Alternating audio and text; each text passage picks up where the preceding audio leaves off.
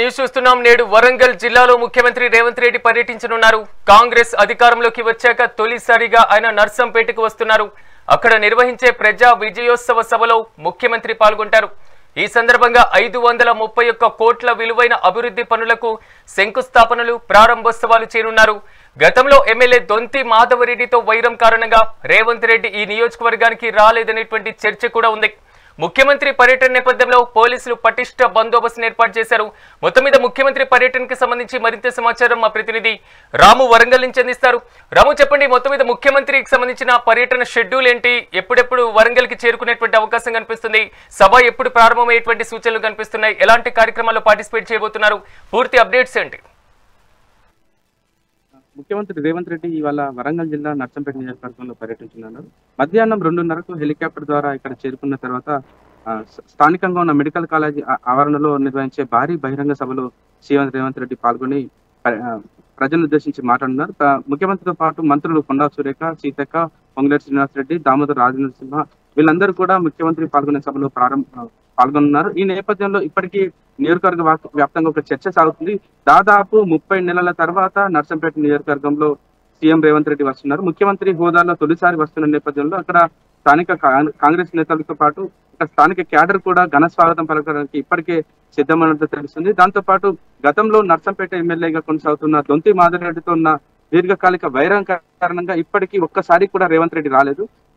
కానీ 2 నెలలుగా ఇక్కడ పూర్తిగా కూడా పరిణామాలు పూర్తిగా చేంజ్ అయ్యాయి. గతంలో దొంతి మాధవరెడ్డి తల్లి మరణించిన తర్వాత వాళ్ళని పరామర్శించడానికి రేవంత్ రెడ్డి వచ్చారు. అప్పటి నుంచి కూడా మరోసారి వరంగల్ పర్యటనకు వచ్చినప్పుడు కూడా దొంతి మాధవరెడ్డి సీఎం ని కలిసి మాట్లాడిన పరిస్థితి. కానీ గతంలో ఇద్దరి మధ్య ఉన్న కోల్డ్ వార్ కారణంగా నర్సంపేట నియోజకవర్గం పూర్తిగా వెనుకబడింది.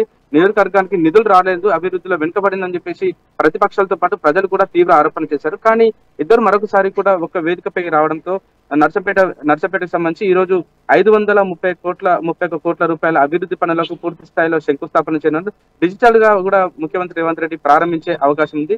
దీని సందర్భంగా ఇప్పటికే సిపి సంతోష్ సింగ్ కూడా అక్కడ పర్యటించి అక్కడ పటిష్టమైన బందోబస్తు ఏర్పాటు చేస్తారు. దాంతో పాటు రేవంత్ రెడ్డి వస్తున్న తరుణంలో భారీగా కార్యకర్తలు వచ్చే అవకాశం, అభిమానులు కూడా వచ్చే అవకాశం ఉన్న నేపథ్యంలో ఇక్కడ నర్సంపేట చుట్టుపక్కల ప్రాంతాల్లో కూడా అటు పాకాల సైడ్ కానీ, కొత్తగూడెం సైడ్ కానీ, ఇటు నర్సంపేట ఏరియాలో కూడా పూర్తిగా ట్రాఫిక్ ఆంక్షలు విధించారు. ముఖ్యమైన మేజర్ రోడ్లకు వెళ్లే దారులు కూడా ఆల్టర్నేట్ చూసుకోవాలని చెప్పేసి ఇప్పటికే పోలీసులు కూడా ప్రజలకు నిన్న నుంచి కూడా చెప్పిన పరిస్థితి.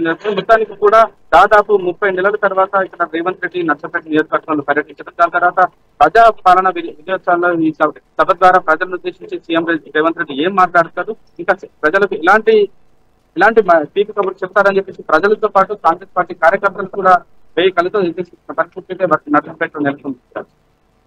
ఆల్మోస్ట్ చూసుకుంటే సర్పంచ్ ఎన్నికలు కూడా జరగబోతున్నటువంటి పరిస్థితి కనబడుతుంది. మీరు అన్నట్లుగా కాంగ్రెస్ పార్టీ అధికారంలోకి వచ్చిన తర్వాత ఫస్ట్ టైం రాబోతున్నారు ముఖ్యమంత్రి. వరంగల్లో వర్గ విభేదాలు, పార్టీలో అంతర్గత విభేదాలు కూడా గతంలో తారాస్థాయికి వెళ్ళినటువంటి పరిస్థితి కనబడుతుంది. కాబట్టి ముఖ్యమంత్రి పర్యటనలో వాటన్నిటికీ చెక్ పెట్టేటువంటి ఆలోచన ఏమైనా కనబడుతుందా? ఖచ్చితంగా సిరాజ్, గతంలో కొండా సురేఖ, పొంగులేటి శ్రీనివాస్ రెడ్డి మధ్య కూడా కోల్డ్ వార్ అధిష్టానం మధ్య ఒకరిపై ఒకరు ఫిర్యాదు తీసుకుని వెళ్ళింది. కానీ ఇప్పుడు ఈ ఇరువురు నేతలు కూడా ఒకే వేదిక పంచుకున్నారు. దాంతో పాటు దొంతి మాధవరెడ్డికి, కొండా సురేఖకు కూడా గతంలో వైరం ఉంది.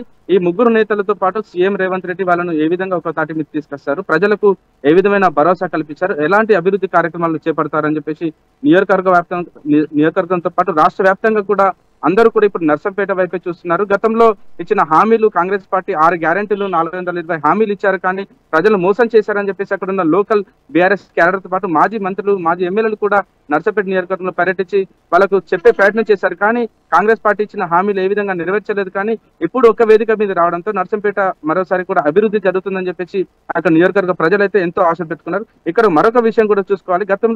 గత 3-4 రోజుల క్రితం హిందూ దేవులను కించపరిచే విధంగా సీఎం రేవంత్ రెడ్డి మాట్లాడారు. ఖచ్చితంగా బహిరంగ క్షమాపణ చెప్పిన తర్వాతనే నర్సంపేటకు రావాలని చెప్పేసి బీజేపీ నేతలు కూడా హెచ్చరించిన నేపథ్యంలో వాళ్ళను కూడా హౌస్ అరెస్ట్ చేశారు. ముందస్తు అరెస్ట్ చేసి వాళ్ళని ఇప్పుడు బయటికి రాకుండా చూసిన పరిస్థితి. ఒకవేళ బీజేపీ నాయకులు వస్తే అక్కడ సీఎం పర్యటనకు అడ్డు తలుగుతారు, ఖచ్చితంగా ఇబ్బందులు అవుతాయని గమనించిన పోలీసులు కూడా వాళ్ళను ముందస్తు అరెస్ట్ అయితే చేసిన నేపథ్యంలో కూడా సీఎం రేవంత్ రెడ్డి ఇప్పుడు ఈ డిమాండ్ నేపథ్యంలో ఏ విధమైన స్పీచ్ ఇస్తారు, ప్రజలకు ఎలాంటి భరోసా ఇస్తారు, ఎలాంటి అభివృద్ధి పనులు చేపడతారు, దాంతో పాటు దొంతి మాధవరెడ్డితో ఉన్న గతంలో ఉన్న వైరం కారణంగా దొంతి మాధవరెడ్డికి ఏమైనా ప్రమోషన్ ఇచ్చి